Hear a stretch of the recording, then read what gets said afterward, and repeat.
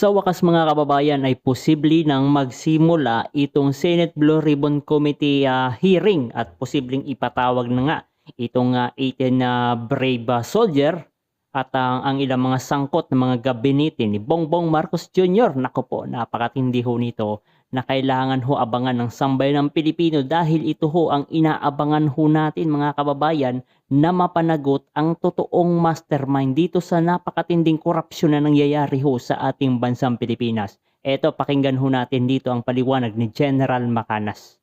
In RMN Network News, nabuo na ang bagong komposisyon ng makapangyarihang Blue Ribbon Committee ng Senado. Ayun no? Na pinangungunahan ni Senator Pia Cayetano. Ayun. Sa wakas mga kababayan. Tinalaga bilang Vice Chairperson sina Senator Rodante Marcoleta at Jinggoy Ayun no?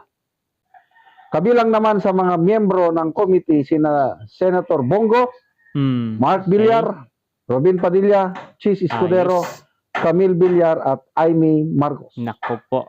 Ang Blue Ribbon Committee, ang pangunahing committee sa Senado na nagsasagawa ng mga investigasyon kaugnay ng umano'y anomalya, korupsyon at iba pang usaping may malaking epekto sa publiko.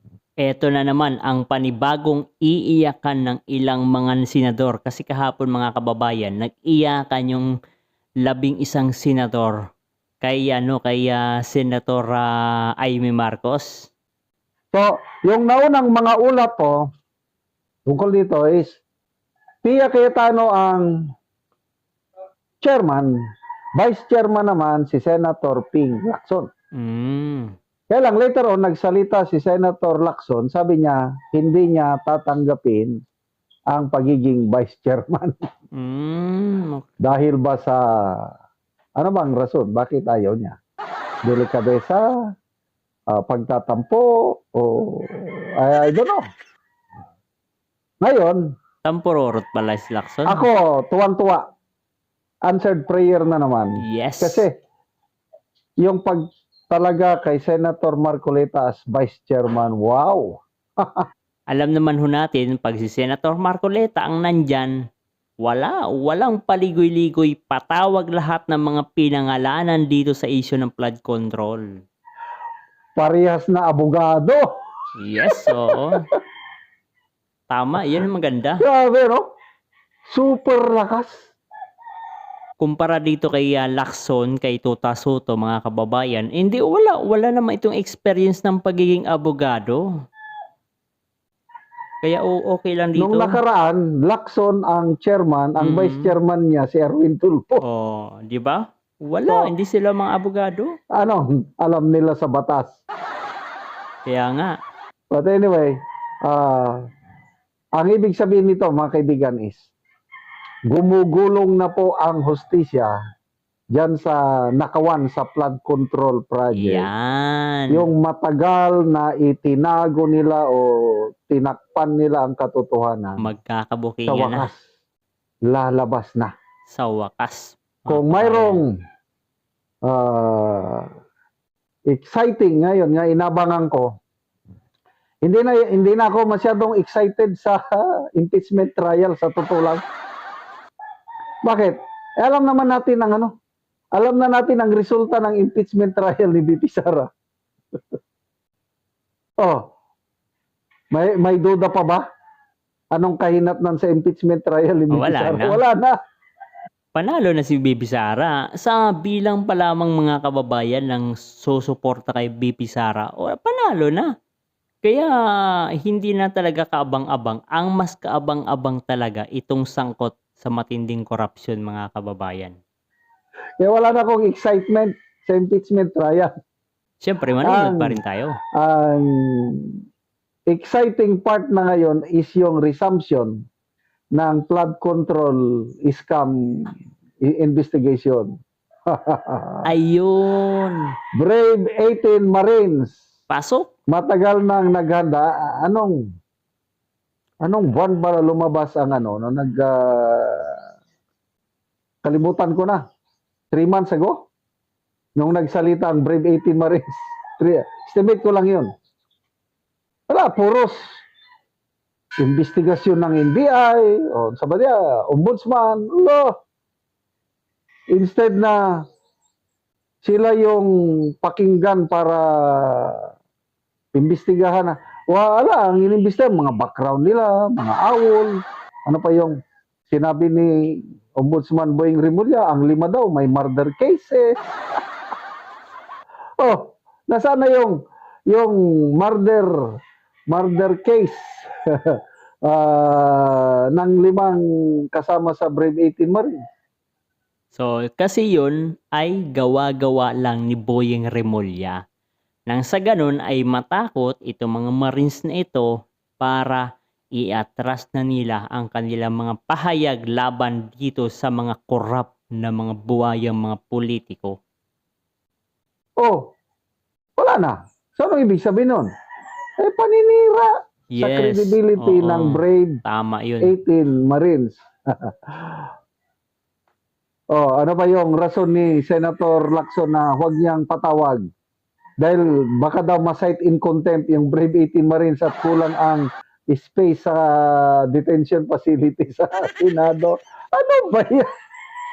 Kaya nakakahinayang ang ating Ito pa lang si Lacson mga kababayan, pagsabi pa lang na kulang yung facility para sa 18 na Brave Marines. Nakakapasok ngayon napakaraming tao dyan sa Senado. Tapos yung 18 hindi kakasya. Magagawan ho yan nila ng paraan. Takot lang si Lacson mga kababayan na mabuking at mapangalanan ang totoong mastermind nung siya pa ang Senate Blue Ribbon Committee Chairman. Senator Lacson na dati talagang matibay. Graph buster talaga siya nung una. Wala akong duda, talagang ayaw niya ng korupsyon nung una eh. Bakit kaya nagbago siya nung hinawakan niya yung Blue Ribbon Committee? Di ba? Magtataka rin kayo mga kababayan, no? Diba? Napakaganda ng record nito ni Lacson. Pero pagdating ho dito sa usapin ng flood control, bigla yatang nag-iba ho yung ihip ng hangin. Parang suportado pa ni Lacson mga kababayan. Suportado pa ito mga kurakot kumpara dito sa mga nagbubulgar ng mga anomalya sa gobyerno. Na kung saan bilyones o trilyones ang issue dito mga kababayan. May nagsalita nga si Mr. Lito Banayo, kaibigan matalik ito ni Senator Lacson. Dati niyang staff. Anong sabi ni Mr. Lito Banayo? Hindi ko na rin maintindihan si Senator Lacson. Ayun. Naguguluhan ako Pati sa nangyayari kaibigan. sa kanya ngayon. But anyway, yung mga nakatanggap ng maleta, humanda na kayo. Yun, Dahil umanda na. may expose ang nangyari. Dito nyo mapapatunayan natin mga kaibigan na ang kadiliman ay kailanman hindi mananalo sa liwanag. Yes, tama yan. Kaya nga, itong nangyayari ho sa Senado, kumbaga umpisa na ho yan mga kababayan. May hangganan ang lahat. Kaya akala ko hindi na mapapatawag yung Brave 18 Marines eh. Yes. Akala ko tuloy-tuloy na yung pamumuno ni Soto hanggang 2028. Kaya wala na. Wala na, Kaya goodbye. napakalaking development itong nagkaroon ng Brave 13 senators na namumuno ngayon. Ngayon, fully reorganized na ang Blue Ribbon, Marcoleta, Pia, Cayetano Tandem. Wow! So, Brave 18, nakahanda yan. How about yung maglolong Bersamin? Ayun, si Lucas at si Mag-aatin Adrian. kaya? Yan ang mga ano eh. Ayun. How about si former Secretary Amina Pangandaman? Ayun pa, Mag-aatin kaya? kabayan. How about si Saldico?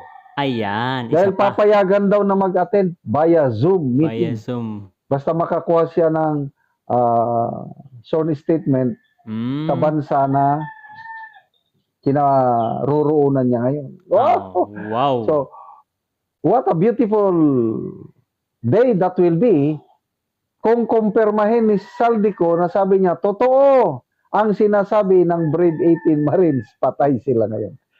Naku po, patay talaga ho sila mga kababayan. At yan ang naging komento opinion ni General Macanas. Ako, yari na ho sila kapag magtutuloy-tuloy ho ang investigasyon dito sa Senate Blue Ribbon Committee kung saan talagang panigurado mapapangalanan ho yung totoong mastermind. Hindi magtatakpan, umaga hindi haharangin katulad ng ginagawa ni Lacson mga kababayan na wala pa mang investigasyon, hindi pa man pinapatawag sa Senado, itong mga Marines ay alam na agad niya yung resulta, no? Alam niya na agad, nahulaan niya na agad kabayan. Manghuhula pala ito si Lacson mga kabayan, no? Manghuhula pala ito kasi kahit hindi pa niya nakakaharap ng harapan at hindi pa niya nakakausap, ay alam niya na ang resulta. Sinasabi ni Lacson, nagsisinungaling. At alam ni Lacson daw, sabi nga ni Lacson mga kababayan, no, na alam natin na madidetain lang ito. Kumbaga, anong pinaka-term dito? Yung makukulong lang sa Senado. Ito mga Marines nito. Kaya hindi na pinatawag. Ibig sabihin yan mga kababayan, may pinagtatakpan. Kaya ayaw ipatawag itong mga dating sundalo. So, sa tingin niyo mga kababayan, ako, iyak na naman ho sila dito. Iyak na naman sila. Kaya Senator Amy Marcos, iyak na nga ho sila mga kababayan. Lalong-lalo pa ito.